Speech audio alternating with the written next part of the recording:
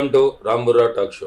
ఈరోజు మా talk show నిర్వహించబోయేది సంకిరెడ్డి విశ్వ ప్రసాద్ యాదవ్ గారితో ఉంది. వీరి గురించి చెప్పాలంటే వీళ్ళు భారతీయ జనతా పార్టీ జాతీయ నాయకులుగా వివరిస్తున్నారు.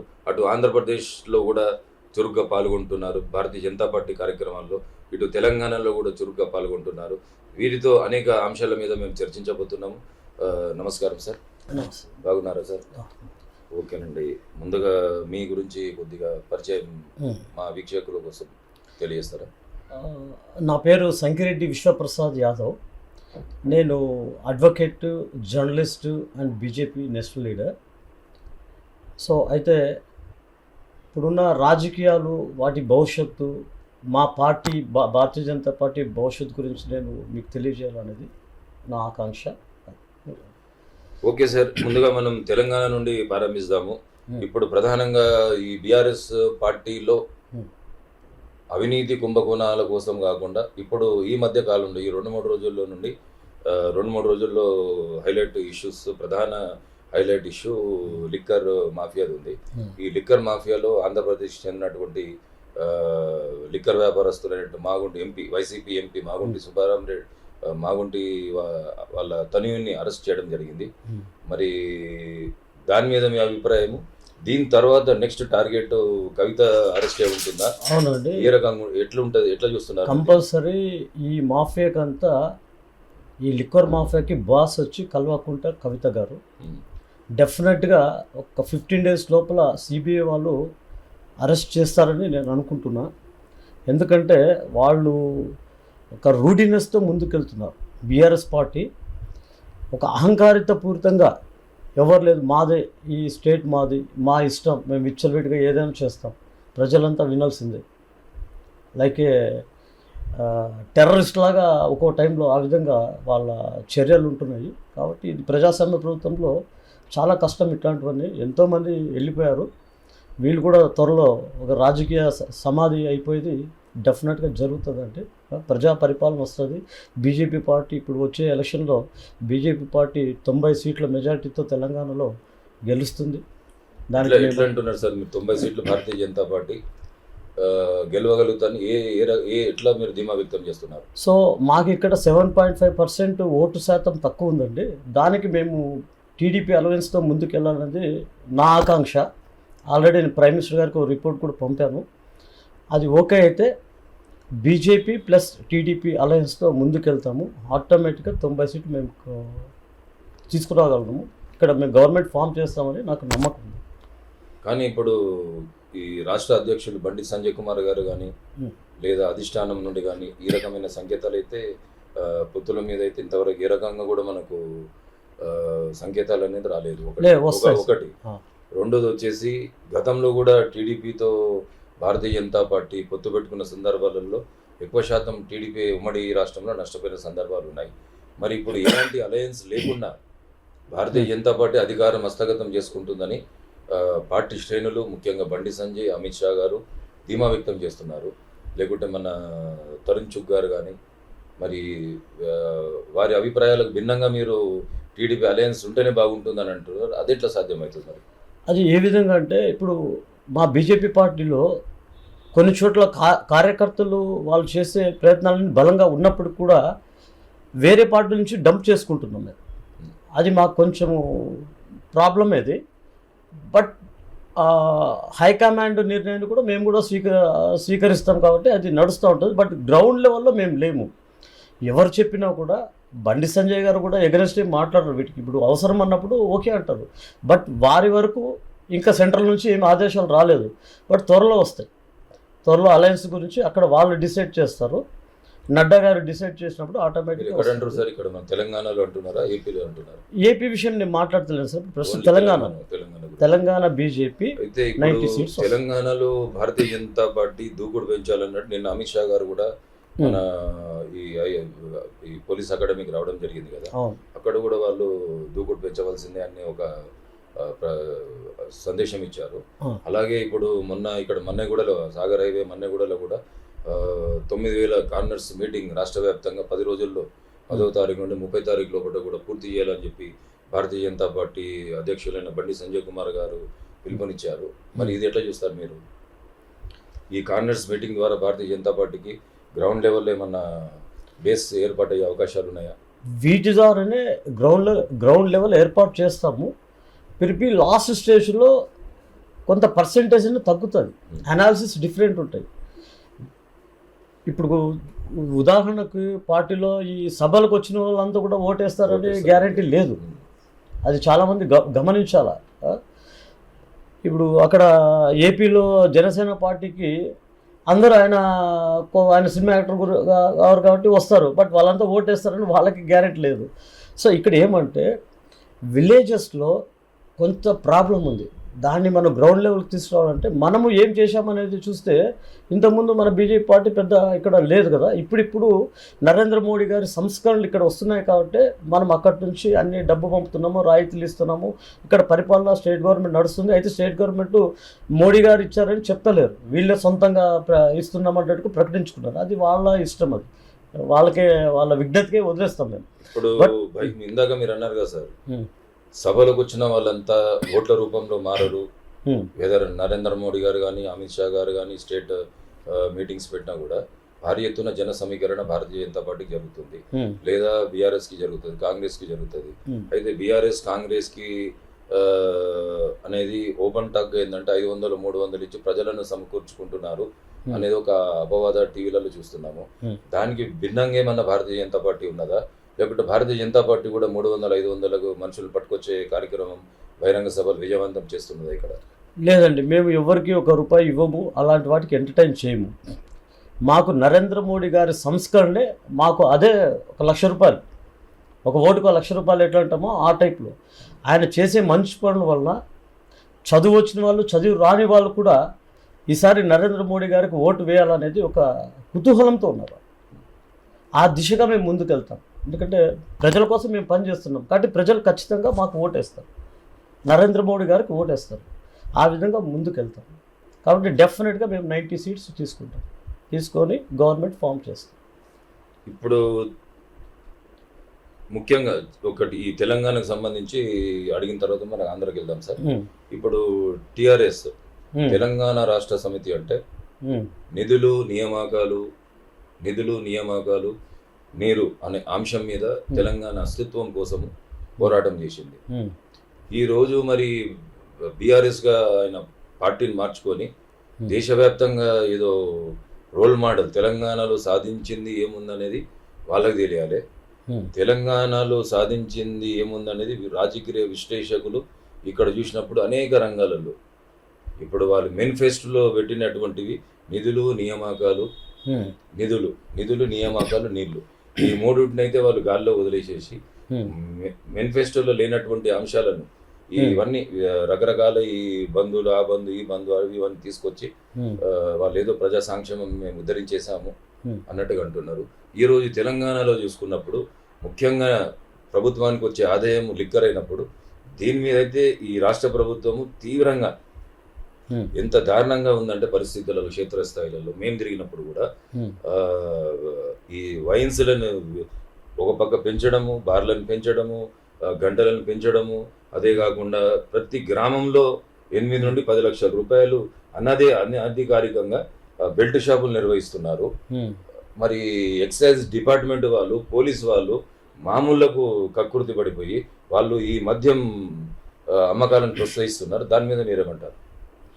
ఒకటి సార్, బీఆర్ఎస్ పార్టీ టీఆర్ఎస్ పై బీఆర్ఎస్ వచ్చింది. ఇక్కడ తెలంగాణ ప్రజల్ని నట్టేట ముంచారు వాళ్ళు. కనీసము హాస్టల్స్లో ఉన్న విద్యార్థులకి మంచి భోజనం పెట్టలేకపోతున్నారు. కుళ్ళిన అన్నము, పురుగుల అన్నము పెడుతున్నారు. అంత ఘోరంగా ఉంది. వాళ్ళు చెప్పే మాటలకి ఇక్కడ తెలంగాణలో జరుగుతున్న దానికి పొంతన లేదు. ఆయన కట్టిన ప్రాజెక్టులన్నీ నీళ్ళలో మునిగిపోయినాయి. ప్రజలకైతే నీళ్ళు వస్తలేవు. దాదాపుగా 8,000 మంది రైతులు ఈ 8 ఏళ్ళలో చనిపోవడం జరిగింది.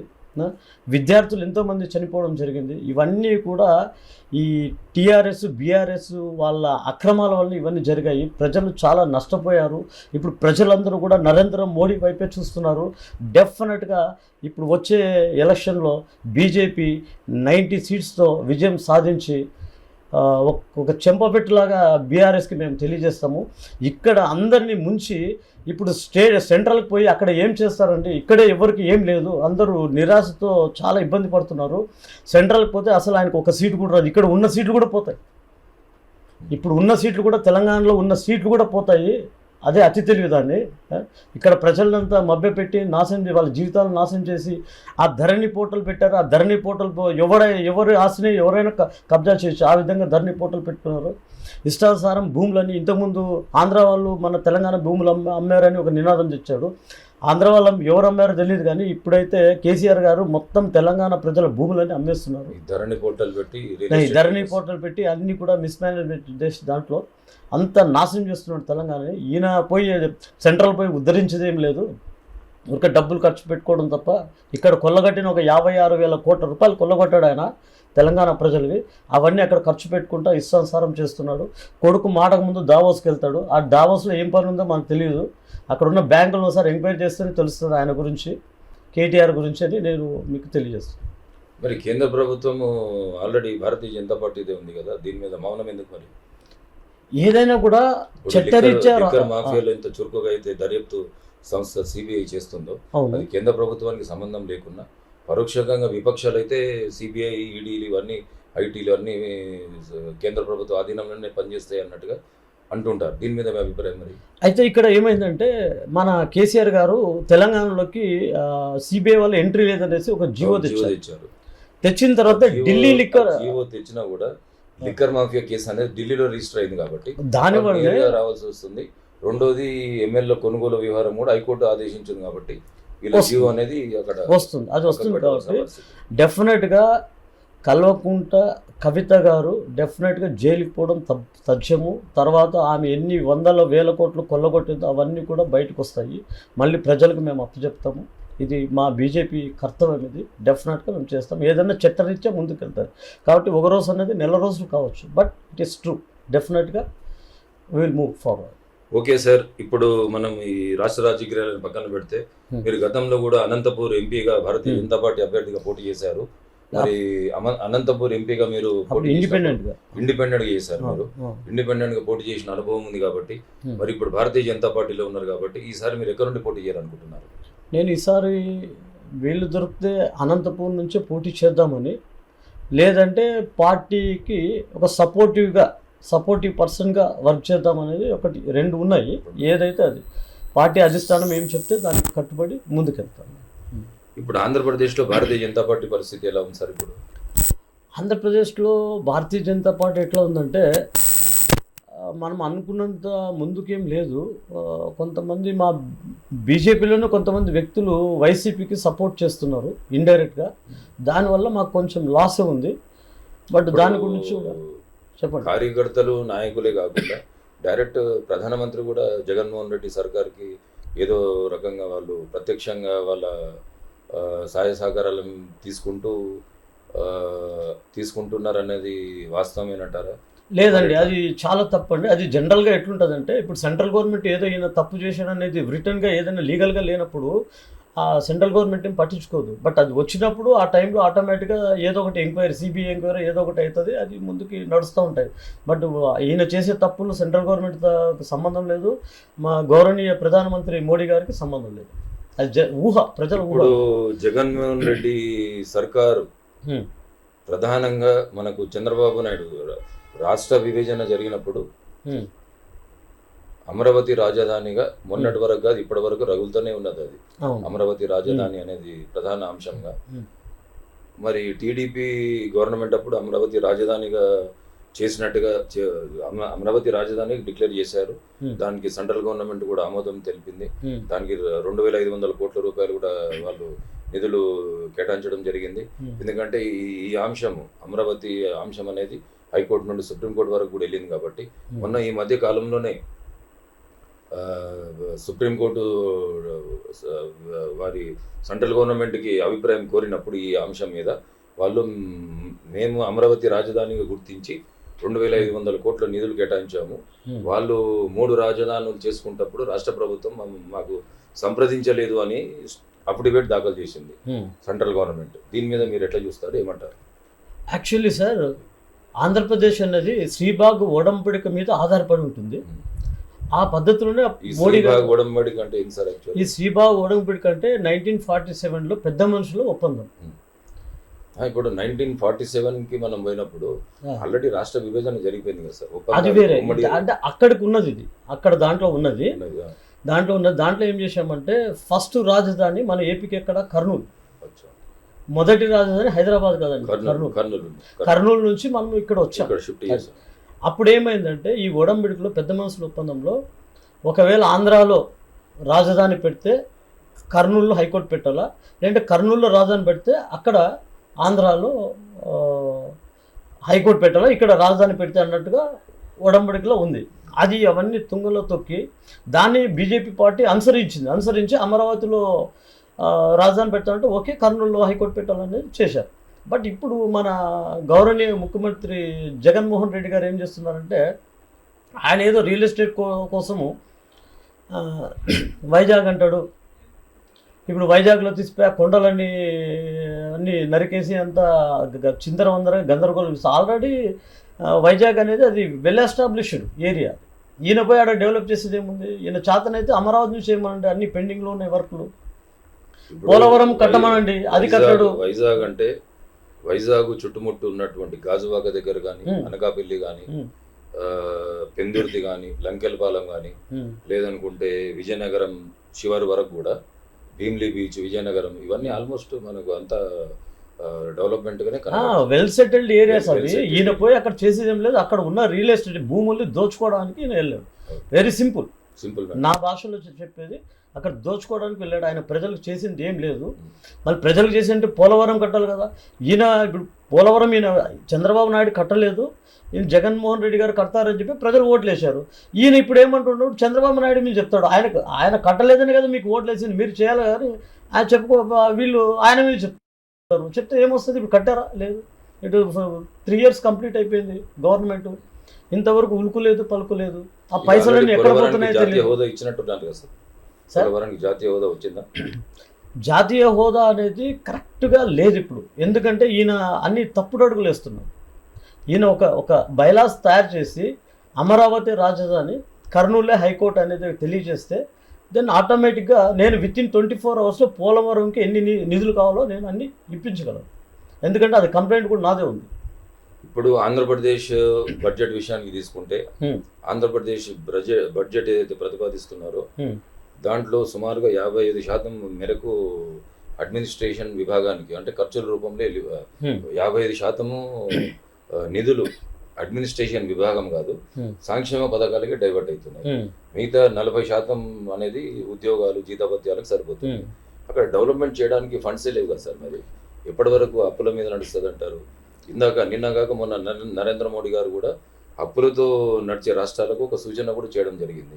ఇప్పుడు తెలంగాణను ఉద్దేశించి, ఆంధ్రప్రదేశ్ ఉద్దేశించి కాకుండా అప్పులతో కనుక రాష్ట్రాలను నడిపించే వాళ్ళ దుస్థితి ఎలా ఉంటుందో, శ్రీలంక, పాకిస్తాన్లో జరుగుతున్నటువంటి ఆర్థిక విధ్వంసం ఏదైతే జరిగిందో మరి అలాంటి స్థితులు వచ్చే అవకాశాలు ఉంటాయి అని వాళ్ళు సూచన చేయడం జరిగింది. దాని మీద మీరేమంటారు? ఇప్పుడు బీఆర్ఎస్ పార్టీ కానివ్వండి, వైసీపీ పార్టీ కానివ్వండి, వాళ్ళిద్దరూ కలిసి దోచుకోవడానికి వచ్చారు. వాళ్ళకి ప్రజలు, ప్రభుత్వము, దేశం అనేది వాళ్ళకి అవసరం లేదు.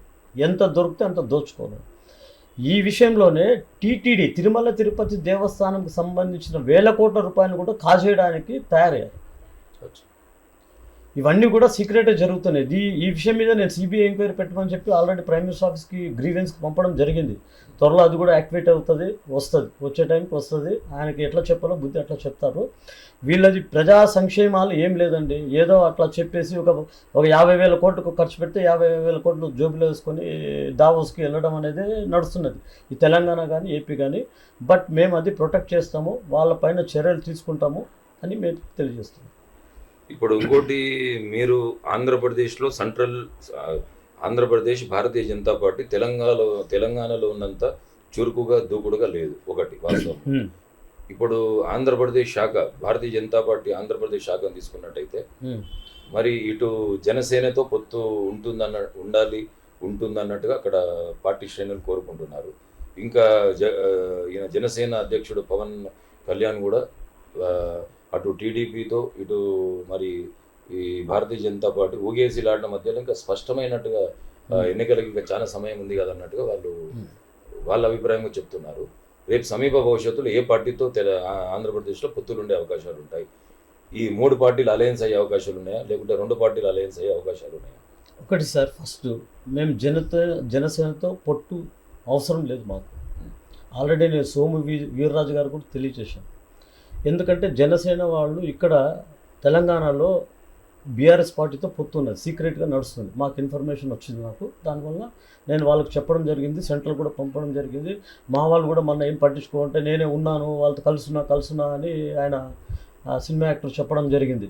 మా సోము వీర్రాజు గారు కూడా, గౌరవనీయ సోము వీర్రాజు గారు కూడా ఏం చెప్పలేదు. వాళ్ళు చెప్పిన తర్వాత రెస్పాండ్ అయ్యాడు అంతే. కాబట్టి మేము పర్ఫెక్ట్గా జనసేనతో పొత్తు అనేది లేదు, అక్కడ టీడీపీలో కూడా పొత్తు అనేది లేదు. దాని గురించి ఇంకా నేను సర్వే చేస్తున్నా. అయిన తర్వాతనే సెంట్రల్ రిపోర్ట్ పంపిన తర్వాత వాళ్ళు ఆటోమేటిక్గా చూస్తారు. ప్రస్తుతం అయితే పొత్తులు ఏం లేదు, మేము ఇండిపెండెంట్గా వెళ్తాము. మేము ఎందుకు వెనకబడ్డామంటే మా నాకు వచ్చిన ఇన్ఫర్మేషన్ అక్కడ ఉన్న కార్యకర్తలు, అక్కడ లోకల్ లీడర్ ద్వారా వచ్చింది ఏమంటే మా బీజేపీలో కొంతమంది పెద్ద లీడర్లు ఇండైరెక్ట్గా వైసీపీకి సపోర్ట్ చేస్తున్నారు. కాబట్టి మనం ముందుకు పోతలేమనేది మాకు తెలిసింది. దానిపైన కూడా చర్యలు తీసుకుంటాం. ఇప్పుడు భారతీయ జనతా పార్టీ జాతీయ నాయకులుగా కానివ్వండి, లేదా మీరు అనంతపురం నుండి ఇండిపెండెంట్ ఎంపీ సీట్కి కంటెస్ట్ చేసిన కంటెస్టెడ్ క్యాండిడేట్గా కానివ్వండి, భారతీయ జనతా పార్టీ నుండి రాష్ట్రానికి ఏం చేస్తే బాగుంటుంది? మీ అనంతపూర్ నియోజకవర్గానికి సంబంధించి ఏం చేస్తే బాగుంటుంది? గుంతకల్ రైల్వే స్టేషన్ అని ఆ విషయం తీసుకుంటారా? ఇంకేమన్నా టోటల్ పార్లమెంట్లో ఇప్పుడు మీ అనంతపూర్ డిస్టిక్ నుండే మన టీడీపీ నుండి మా సీనియర్ నటుడు బాలకృష్ణ కూడా ఎన్నికైనట్టున్నాడు. మరి ఇప్పుడు అక్కడ ఏం కొరతలు ఉన్నాయంటారు మీ కాన్స్టిట్యున్సీ పరిధిలో? ఒకటి సార్, 1857 నుంచి గుంతకల్లు డివిజన్గా ఉంది. తర్వాత దాన్ని ఇంతవరకు జోన్ చేయలేదు. నేను జోన్ చేయాలని అడుగుతున్నా. ఒకవేళ జోన్ చేసే ఇష్టం, రైల్వే జోన్ కావాలి, గుంతకల్ రైల్వే జోన్ కావాలి. లేదంటే ఇప్పుడు మా బీజేపీ పార్టీ చిన్న రాష్ట్రాలకే అనుగుణంగా ఉంది కాబట్టి రాయలసీమ స్టేట్ని ప్రకటించాలని కోరుతున్నాం. అట్లా లేకోకుండా మేము రాయలసీమని డెవలప్ చేస్తామంటే మాకు పోలవరం నుంచి పట్టుసీమ నుంచి ఎన్ని టీఎంసీ నీళ్ళు ఇస్తారో నికరంగా మాకు రిటర్న్గా గెజిట్లో ఇవ్వాలి. అది ఇస్తలేరు. తర్వాత మాకు అలుగు, సిద్ధేశ్వరం అని ప్రాజెక్టు ఉన్నాయి. మాకు 1.5 జిల్లా ఇట్లా అంతా కూడా సస్యశ్యామలు అవుతాయి ఆ ప్రాజెక్ట్ కడితే, ఆ డ్యాములు కడితే. 75 ఏళ్ళు అయింది మనకు ఇండిపెండెన్స్ వచ్చి, ఇంతవరకు దాన్ని ముట్టుకుంటలేదు. అది కాకుండా ఇప్పుడు కర్ణాటక వాళ్ళు అప్పర్ భద్రా ప్రాజెక్ట్ అని కడుతున్నారు. అది కడితే అసలు మాకు తుంగభద్ర నుంచి నీళ్ళే రాయలసీమకు రావు, ఎడారైపోతుంది రాయలసీమ. సో దీని మీద సెంట్రల్ గవర్నమెంట్ ఒక చురక వేసి వాళ్ళని అది నిలిపే మార్గం చూడాలని నేను తెలియజేస్తున్నాను. అంతేకాకుండా ఇప్పుడు ఒక విషయం ఇక్కడ ఏంటంటే సార్, రాయలసీమ వెనుకబడిన ప్రాంతం అనేది ఇప్పటికీ మనం గుర్తించవలసింది. అక్కడ ప్రాజెక్టులు లేకపోవడము, వ్యవసాయం చేసుకునే అవకాశాలు లేకపోవడం, పరిశ్రమలు లేకపోవడం, అక్కడ ఉన్నాయంటే ఈ గార్నెట్ సంస్థలే ఉంటాయి అనుకుంటా. అది ఈ గార్నెట్ సంస్థలు అంటే గార్నెట్ మాఫియా కిందకే అది డైవర్ట్ అయిపోయింది. దాని ద్వారా సామాన్య ప్రజలకైతే ఏం ఉపయోగం లేదనుకుంటాను. అయితే ఇప్పుడు రాయలసీమ నుండే మనకు ముఖ్యమంత్రులు కోట్ల విజయభాస్కర్ రెడ్డి గారు ఉన్నారు ఉమ్మడి రాష్ట్రంలో. ఉమ్మడి రాష్ట్రంలో చంద్రబాబు నాయుడు గారు ఉన్నారు, తర్వాత కిరణ్ కుమార్ రెడ్డి గారు ఉన్నారు, తర్వాత ఇప్పుడు రాష్ట్ర విభజన తర్వాత కూడా సీఎం రాయలసీమ నుండే జగన్మోహన్ రెడ్డి గారు ఉన్నారు. మరి వీళ్ళందరూ కూడా రాయలసీమ నుండే ఉన్నప్పుడు రాయలసీమకి ఎందుకు అన్యాయం జరుగుతుంది? మరి రాయలసీమకు అన్యాయం అంటే వీళ్ళు ఎట్లయిపోయినారంటే, వీళ్ళు ఎలక్షన్లో గెలుస్తానే ఆంధ్ర వాళ్ళు చెప్పినట్టు వింటారు. రాయలసీమ వాళ్ళకంటే తెలంగాణ వాళ్ళు తెలివైన వాళ్ళు, రాయలసీమ తెలంగాణ వాళ్ళకంటే తెలివైన వాళ్ళు ఆంధ్ర వాళ్ళు. కాబట్టి వాళ్ళ చాతుర్యం ముందు రాయలసీమ నాయకులంతా బోల్టా పడిపోతారు. కారణం అదే. వాళ్ళని నవ్వించో నయానో ఏదో చేసి అన్ని ఆంధ్రాకి ప్రాజెక్టులు తీసుకుపోతారు. ఇక్కడ మనము ఇంకోటి ఏమైందంటే, మాకు రాయలసీమ వెనుకబడడానికి కారణం ఏమంటే ఎడ్యుకేషన్ తక్కువ. ఎడ్యుకేషన్ చాలా తక్కువ. ఆ రేషియోలో వాళ్ళని చూసినప్పుడు ఎడ్యుకేషన్ లేదు. ఇప్పుడు కూడా రాయలసీమ ప్రజలు కేరళకి వెళ్తున్నారు ఆడుకోవడానికి, అవన్నీ అవి ఏరుకోవడానికి, చెన్నైకి వెళ్తున్నారు, బెంగళూరుకి వెళ్తున్నారు. కార్మికులు చాలా దుష్ట పరిస్థితుల్లో ఉంది రాయలసీమ. కారణం ఏమంటే రాయలసీమలో ఉన్న నాయకులే రాయలసీమకి ఎగనెస్ట్. మనం ఇక్కడ ఎందుకంటే ఇక్కడ ఉదండ ఇక్కడ నాయకుడు మనం ఇక్కడ డెవలప్ చేస్తే ప్రజలు మన మాట వినరు. ఇప్పుడు రాయలసీమ నుండి ముఖ్యమంత్రులైన వాళ్ళ సంఖ్య ఉమ్మడి రాష్ట్రంలో ఎక్కువనే ఉంది ఒకటి. అదే కాకుండా మంత్రులైన సంఖ్య డిప్యూటీ సీఎం కర్నూలు నుండి తీసుకుంటే కె కృష్ణమూర్తి గారు ఉన్నారు, కె ప్రభాకర్ గారు ఉన్నారు, మరి మైసూర రెడ్డి గారు ఉన్నారు. ఇంకా ఇలాంటి ఉదండ నాయకులు వీళ్ళు ఎవరు మన ట్రావెల్స్ బిజినెస్ వీళ్ళు చేసేది ఎవరు సార్ వీళ్ళు ట్రావెల్స్ బిజినెస్ మన దివాకర్ జేసీ దివాకర్ రెడ్డి గారు ఉన్నారు. ఇంతమంది అనుభవజ్ఞులైన నాయకులు ఉన్నా కూడా ఈ రాయలసీమ అభివృద్ధికి పార్టీ పరంగా తోడ్పడతలేరా? మరి ఎట్లా చూద్దాం మనం ఇది రాయలసీమ అభివృద్ధి ఎట్లా జరుగుతుంది అంటారు? ఒకటి ఏమైందంటే పదవులు వచ్చిన తర్వాత వాళ్ళ స్వలాభం, వాళ్ళ ప్రాపర్టీలు పెంచుకోవాలా, వాళ్ళ బిజినెసెస్ పెంచుకోవాలనేది ఆకాంక్ష ఎక్కువ ఉంది రాజకీయ నాయకుల్లో. తర్వాత ఇక్కడ ప్రజల్లో వెనుకబాటుతనం ఉండడం వల్ల వాళ్ళు అది క్యాష్ చేసుకొని వాళ్ళ పనులు వాళ్ళు చేసుకుంటున్నారు. ఆంధ్ర వాళ్ళతో లింకులు పెట్టుకొని ప్రాజెక్ట్ చేసుకుంటూ ఇట్లా వెళ్తున్నారు. రాయలసీమ ప్రజల్ని పక్కకు నెట్టేస్తున్నారు. ఆ ఎలక్షన్లు వచ్చినప్పుడు 500 1000 రూపాయలు ఇచ్చేసి ఓటు వేసుకుంటున్నారు. మళ్ళీ 5 సంవత్సరాలు కనిపిస్తలేదు. ఇది మా రాయలసీమ జరుగుతుంది. బట్ అది ముందు జరిగింది. ఇప్పుడు భారతీయ జనతా పార్టీ ఎంటర్ అయింది కాబట్టి ఇంకా ముందు రోజుల్లో ఆంధ్రప్రదేశ్ ప్రజలందరూ కూడా నరేంద్ర మోడీ గారి సంస్కరణ చూసి ఆయన వెల్ఫేర్ సిస్టమ్ చాలా మంచిగా ఉందని చెప్పేసి ఆయుష్మాన్ ఇట్లా అన్నీ చాలా ప్రాజెక్టులు పెట్టాము. అవన్నీ కూడా అందరికీ అంత రైతులు కూడా ఎకరాకి 6000 రూపాయలు ఇస్తున్నాం. తూచా తప్పకుండా ఇస్తున్నాం రైతులు. ఇప్పుడు సెంట్రల్ గవర్నమెంట్ స్కీమ్స్ చాలా ఉన్నాయి సార్ నాకు తెలుసు. కానీ మీరు జర్నలిస్ట్ గా కూడా ఉన్నారు, పార్టీ పరంగానే కాకుండా. తర్వాత మీరు పార్టీలో ఉన్నారు, జర్నలిస్ట్ గా ఉన్నారు. తర్వాత వచ్చేసి మీకు తెలియదంటూ ఏం లేదు, సెంట్రల్ గవర్నమెంట్ ఎన్నో వేల కోట్ల రూపాయలు అనేది అన్ని రాష్ట్రాలతో పాటు ఈ 2 రాష్ట్రాలకు కూడా ఇస్తున్నమాట వాస్తవం. కానీ దీన్ని పార్టీ శ్రేణులు ప్రజలకు తీసుకెళ్లాలని అధిష్టానం ఇటు నడ్డా గారు కానీ, అమిత్ షా గారు కానీ, కేంద్ర మంత్రులు కిషన్ రెడ్డి గారు కానీ 2-3 సార్లు ఆంధ్ర కూడా పర్యటన చేసిన సందర్భాలు ఉన్నాయి. మరి దీని మీద ఎట్లా మీరు మీ అభిప్రాయం ఎట్లుంది? మరి ఒకటి సార్, మా కార్యకర్తలు కానివ్వండి, మా బీజేపీ లీడర్లు కానివ్వండి, దాన్ని క్షేత్రస్థాయిలో ముందుకు తీసుకెళ్లాలని చూస్తున్నారు. ఈలోపు ఇక్కడ తెలంగాణలో ఏపీ ఏమైందంటే పోలీస్ డిపార్ట్మెంటు 100% రూలింగ్ పార్టీకి సపోర్ట్ చేస్తూ ఎవరైతే ప్రజల కోసం పాటుపడుతున్నారో ఆపోజిషన్ పార్టీలో ఉన్న వాళ్ళని తీసుకుపోయి జైల్లో వేయడం, వాళ్ళ ఫ్యామిలీని ఇరుకుని పెట్టడం, ఇవన్నీ జరుగుతున్నాయి తెలంగాణలో, ఏపీలో. దానివలన ప్రజలకు సాయం చేయాలనేటువంటి కార్యకర్తలు కానీ లీడర్లు కానీ భయపడుతున్నారు. అంటే ఇక్కడ భయభ్రాంతులకు లోనవుతున్నారు. తెలంగాణలో ప్రజాస్వామ్యం అభాసపాలైపోయింది, ఇది ఒప్పుకోక తప్పదు మనకు. ఇప్పుడు ఏపీలో కూడా అట్లా ఉంది సార్. ఏపీలో 2 ఇంతలు ఉంది అనుకుంటా కదా సార్. అవునండి. ఏపీలో అయితే మరి ఇంకా ప్రజాస్వామ్యం ప్రజాస్వామ్యం అనేది కూని అయిపోయింది అక్కడ. దాని మీద మీరు ఎట్లా చూస్తారు? సో ఇది కూని అయిందనేది వాస్తవం. ఇప్పుడు ప్రజలకందరికీ తెలిసింది. ప్రజలందరూ భయభ్రాంతులతో ఉన్నారు. కాబట్టి ఇప్పుడు వచ్చే ఎలక్షన్లో మేము ప్రజలకు సపోర్ట్ చేస్తూ వాళ్ళ వెన్నంట ఉండి వాళ్ళకి ఏమేమి కావాలో చూసి అవన్నీ కూడా మేము సెంట్రల్ గవర్నమెంట్ తెప్పించి ఈ వచ్చే ఎలక్షన్లో అఖండ విజయంతో గెలిచి ప్రజలకు మేలు చేయాలనే ఆకాంక్షతో ముందుకెళ్తాం సార్. దానికి ప్రజలు కూడా అందరూ నరేంద్ర మోడీ పాలన కావాలని అంటున్నారు. గ్రౌండ్ లెవెల్ నుంచి ఆ పిలుపు వస్తున్నారు, మేము వింటున్నాం. విలేజెస్లో కూడా అక్కడ లోకల్ లీడర్ పేరు ఎవరికి తెలియదు, నరేంద్ర మోడీ గారి పేరు తెలుసు. ప్రైమ్ మినిస్టర్ నరేంద్ర మోడీ గారు, ప్రధానమంత్రి. వాస్తవానికి ఏంటంటే నరేంద్ర మోడీ గారి చరిష్మా మీదనే భారతీయ జనతా పార్టీ నడుస్తుంది అనేది అవును సార్ ప్రజాభిప్రాయం, విశ్లేషకుల అభిప్రాయం. నరేంద్ర మోడీ గారి చరిష్మా మీదనే పార్టీ నడుస్తుంది. అవును, దాని మీద మీరు ఎట్లా ఏమంటారు? ఎందుకు అంటే నరేంద్ర మోడీ గారి మీదనే చరిష్మా మీద నడుస్తున్నదంటే నిజం. అది కారణం ఏమంటే ఆయన ప్రజల పక్షపాతి. అణుగారిన ఎవరైతే ఉన్నారో వాళ్ళు కూడా ధనవంతులు కావాలా, విద్యలో ముందుకు రావాలా, అమ్మాయిలు కూడా ముందుకు రావాలా. ట్రిపుల్ తలాక్ తీసేసాం. ఇట్లాంటివన్నీ ఎన్నో కార్యక్రమాలు చేశాం మేము. ఆర్టికల్ 370 తీసేసాం. ఇవన్నీ చేశాం. ఆయన ఏమంటారంటే బిలో పావర్టీ అనేది ఉండకూడదు, పావర్టీనే దేశంలో ఉండకూడదు. అందరూ కొంత సంపాదించుకొని లైవ్లీహుడ్, సంసారం ఇవన్నీ చేస్తూ మంచిగా భార్య పిల్లలతో ఉండాలనే అటువంటి సంక్షేమాలు చేస్తున్నాడు. కాబట్టి ప్రజలందరూ నరేంద్ర మోడీ కోరుకుంటున్నారు. అయితే ఇప్పుడు ఇలాంటి చరిత్ర గల చరిష్మా ఉన్న ఒక నాయకుడిని మీద కూడా ఈ ఆదాని ఎపిసోడ్ అనేది ఒక 2-3 వారాలు 4 వారాల నుండి ఆదాని మోడీ సాన్నిహిత్యము, ఆదాని ఏదో నరేంద్ర మోడీ సాన్నిహిత్యంలో ఆదానికి ఏదో నరేంద్ర మోడీ దోచిపెట్టాడని పార్లమెంట్ సాక్షిగా రాహుల్ గాంధీ చేసినటువంటి ఆరోపణలకు ఆ ప్లే కార్డ్స్ ప్రదర్శనకి నరేంద్ర మోడీ గారు గట్టిగా సమాధానం అయితే పార్లమెంట్లో ఇవ్వడం జరిగింది. ఎందుకంటే ఈ ఆదాని సంస్థలు అనేది 2008 నుండి ప్రారంభమైనవి. ఆయన విస్తరించినటువంటి సంస్థలు 22 రాష్ట్రాలలో, దేశంలో 22 రాష్ట్రాలలో ఉన్నాయి మరి అనేది వాళ్ళ వాదన.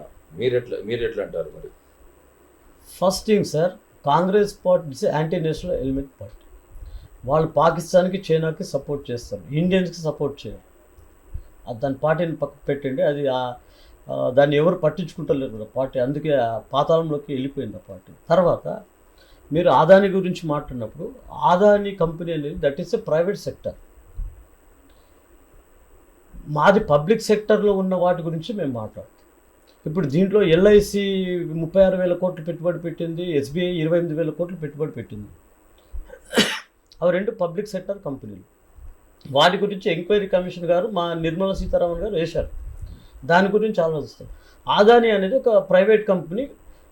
పెద్ద పెద్ద ఇండస్ట్రీస్ని మన ప్రభుత్వము గౌరవిస్తుంది, ప్రోత్సహిస్తుంది. వాళ్ళు కొన్ని లోన్లు ఇవ్వమంటుంది, ఇంకా మంచి మంచి ఇన్ఫ్రాస్ట్రక్చర్ తీసుకోవాలనేది ఆకాంక్ష. ముందుగా అదే విధంగా మనం ముందుకు వెళ్తున్నాం అంటే వాటి వరకు సపోర్ట్ చేస్తుంది. బట్ ఇట్లాంటి స్కాములకి దీనికి భారతీయ జనతా పార్టీకి సంబంధం లేదు, నరేంద్ర మోడీ గారికి సంబంధం లేదు.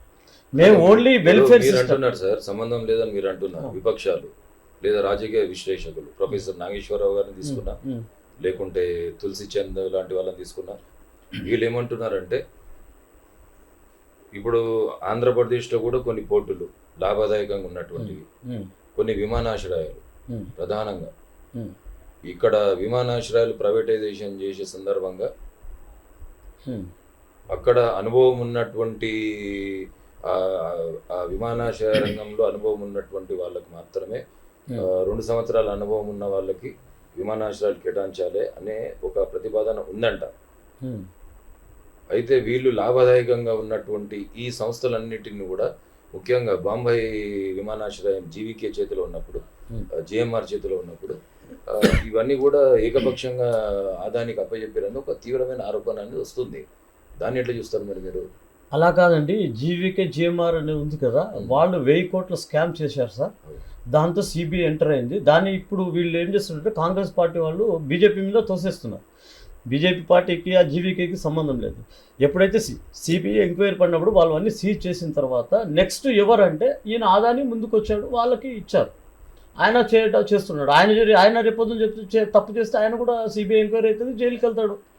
దాంట్లో ప్రభుత్వానికి ఏం సంబంధం? ఎవరికో ఒకరికి ఇవ్వాలి కదా.